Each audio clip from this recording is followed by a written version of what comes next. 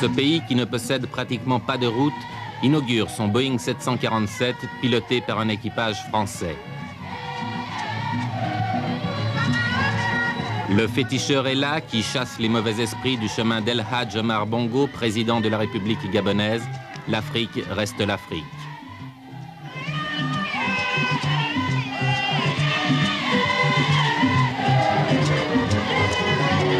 Pourtant, si le président conserve son féticheur, c'est aussi à des professionnels qu'il confie sa sécurité personnelle.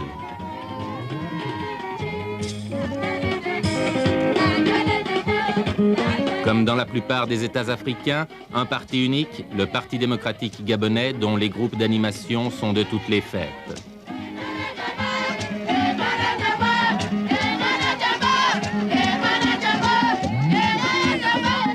De tous les invités, retenons-en 3, car rien ne se fait sans eux dans cette ancienne colonie française.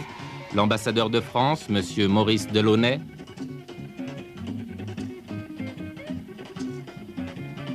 Le PDG de l'Uranium, M. Henri Basset. Enfin, le directeur général adjoint du pétrole, M. Fernand Poinboeuf.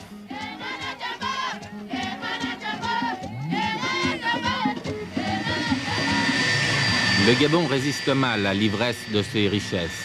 Officieusement, sa dette extérieure s'élèverait à près de 3,5 milliards de dollars.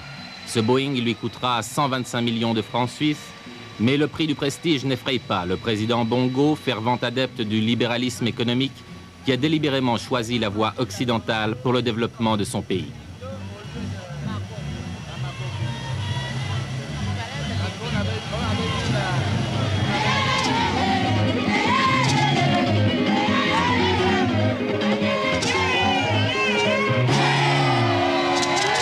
De très nombreux Français agissent dans l'entourage du président, parmi ses conseillers et à tous les niveaux.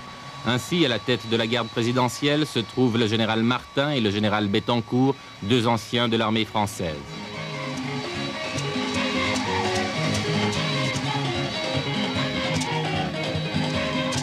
Et durant cette inauguration, ce sont également des militaires français qui, sur le toit de l'aéroport, assurent la surveillance. Mais pourquoi tant de Français au Gabon? Il se trouve, n'est-ce pas, que les circonstances de l'histoire ont voulu que, après l'indépendance, la présence française demeure au Gabon, et je dirais même se développe, puisque vous m'aviez demandé tout à l'heure quel était le nombre des Français, je vous ai répondu environ 25 000. Il faut que vous sachiez qu'il n'y avait que 5 000 Français au moment de l'indépendance.